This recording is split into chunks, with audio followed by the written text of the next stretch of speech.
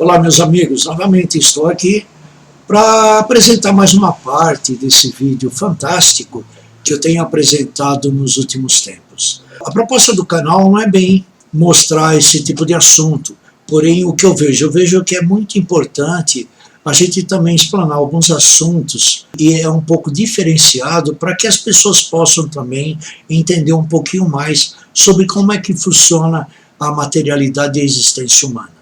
Então essa é a proposta maior do canal, tá? Eu agradeço a todos vocês, espero que vocês façam um bom proveito de toda a matéria que será explanada daqui para frente, tá? Muito obrigado.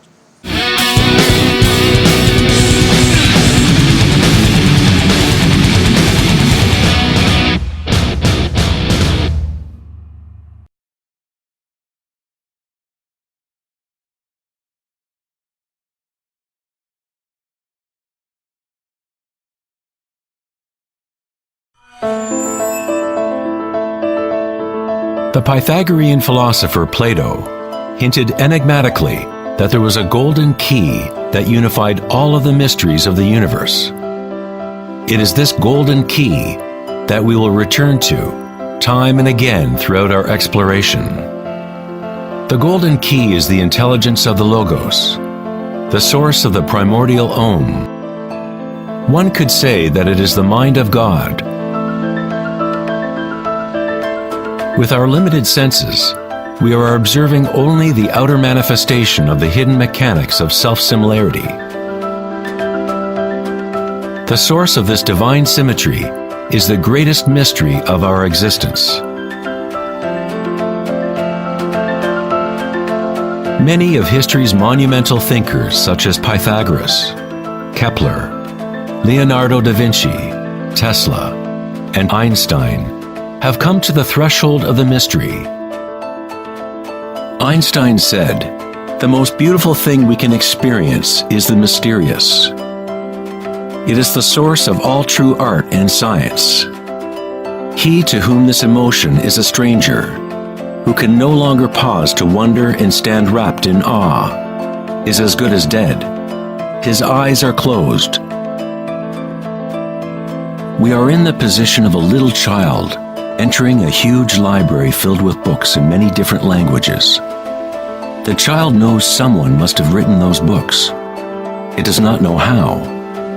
It does not understand the languages in which they are written.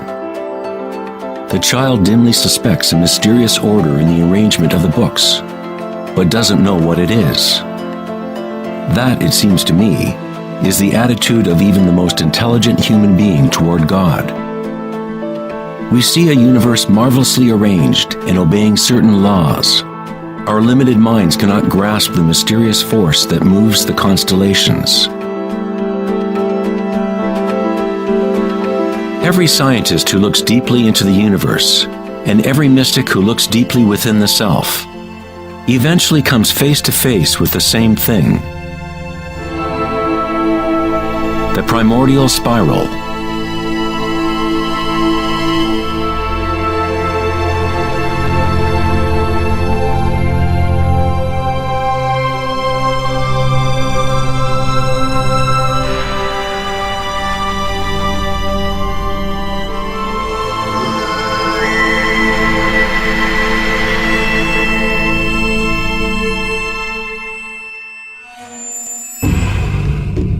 A 1,000 years before the creation of the ancient observatory at Stonehenge, the spiral was a predominant symbol on Earth.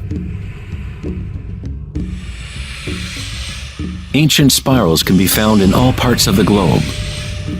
Thousands of ancient spirals such as these can be found all over Europe, North America and New Mexico, Utah, Australia, China, Russia, virtually every indigenous culture on Earth.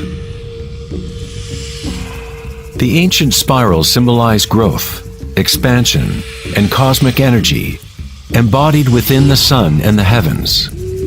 The spiral form is mirroring the macrocosm of the unfolding universe itself. In native traditions, the spiral was the energetic source, the primordial mother. The Neolithic spirals at Newgrange, Ireland date back 5,000 years.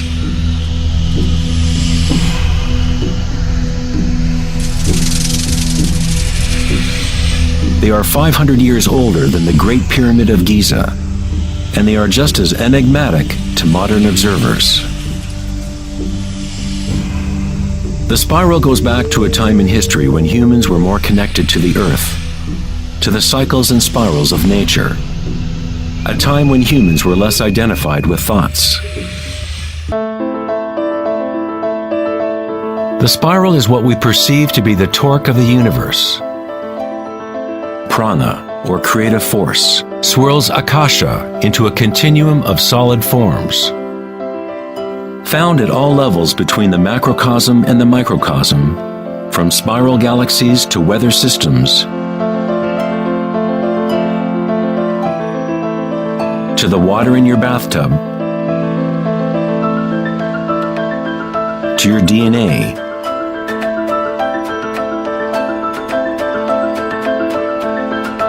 to the direct experience of your own energy. The primordial spiral is not an idea, but rather that which makes all conditions and ideas possible.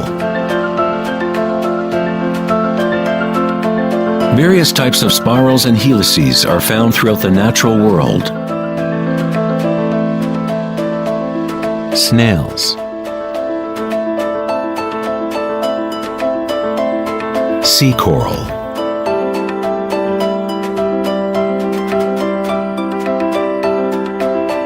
spider webs,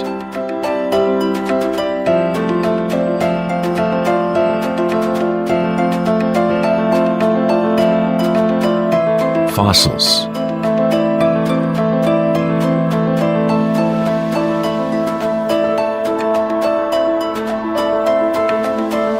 seahorses' tails,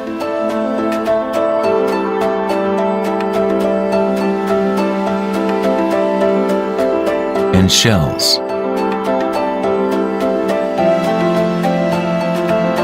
Many spirals appearing in nature are observable as logarithmic spirals, or growth spirals. As you move out from the center, the spiral sections get exponentially larger. Like Indra's net of jewels, logarithmic spirals are self-similar, or holographic, such that the characteristics of every part are reflected in the whole. 2,400 years ago in ancient Greece, Plato considered continuous geometric proportion to be the most profound cosmic bond. The golden ratio, or divine proportion, was nature's greatest secret. The golden ratio can be expressed as the ratio of A plus B to A is the same as the ratio of A to B. To Plato, the world's soul binds together into one harmonic resonance.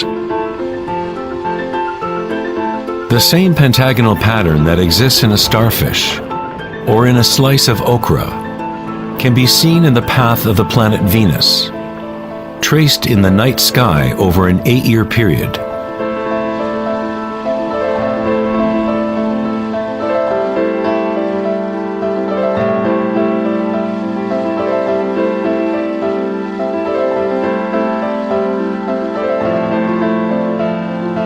The intelligible world of forms above and the visible world of material objects below through this principle of geometric self-similarity.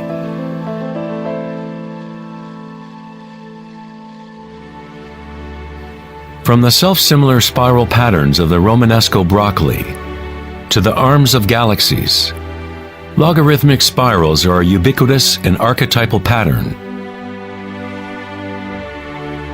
Our own Milky Way galaxy has several spiral arms which are logarithmic spirals with a pitch of about 12 degrees. The greater the pitch of the spiral, the tighter the turns. When you observe a plant growing in time-lapse video, you witness it dancing with the spiral of life.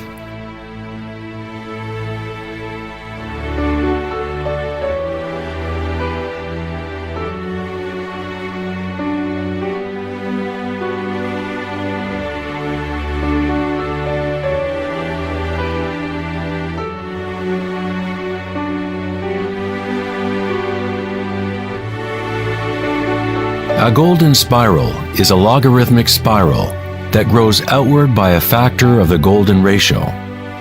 The golden ratio is a special mathematical relationship that pops up over and over in nature. The pattern that is observable follows what is called the Fibonacci series, or Fibonacci sequence. The Fibonacci series unfolds such that each number is the sum of the previous two numbers.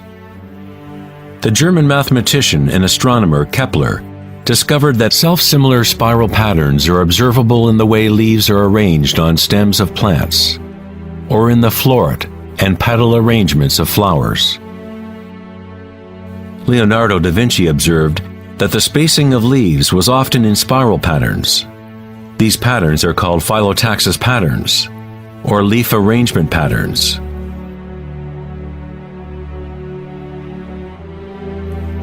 Filotaxis arrangements can be seen in self-organizing DNA nucleotides.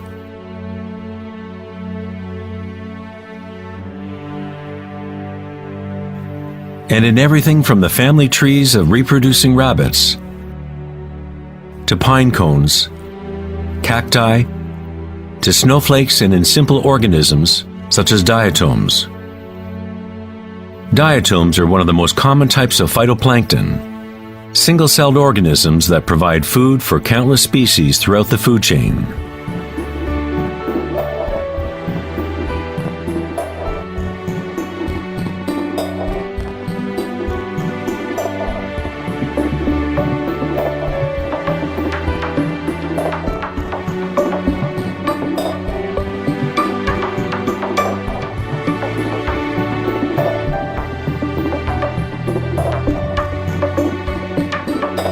How much math do you need to know to be a sunflower or a bee?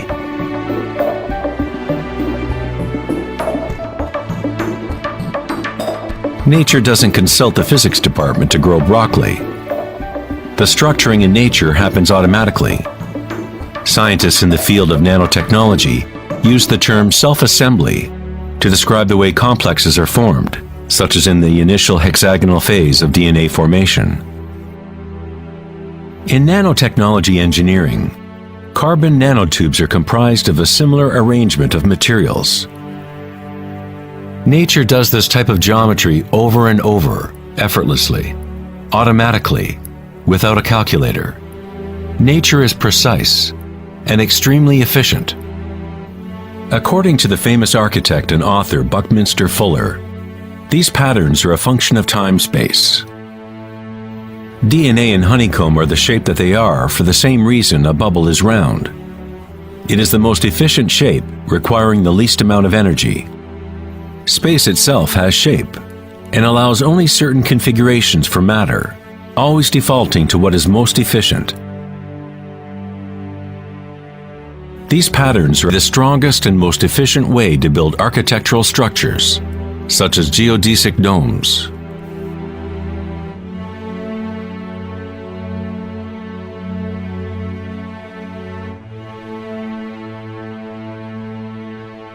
Logarithmic spiral patterns allow plants maximum exposure to insects for pollination,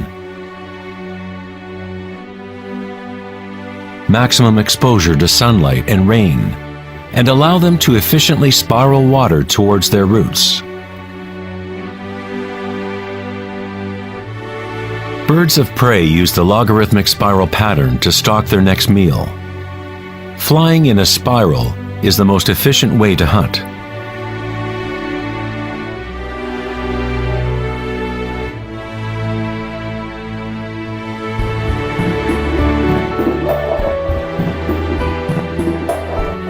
One's ability to see the spiral of life dancing akasha into material form is related to one's ability to see beauty and symmetry in nature. Poet William Blake said, "The vegetative universe opens like a flower from the earth's center, in which is eternity. It expands from stars to the mundane shell, and there it meets eternity again, both within and without."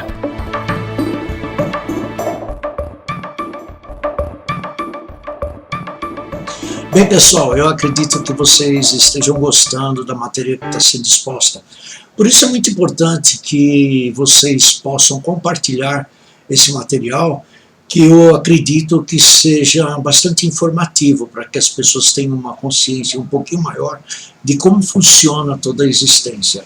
Imaginar e pensar um pouquinho mais sobre o assunto, tá? Eu creio que vocês estejam cientes de que a proposta do canal é apenas trazer informações. De qualquer forma, eu agradeço e vamos aguardar agora a parte quarta desse fantástico vídeo.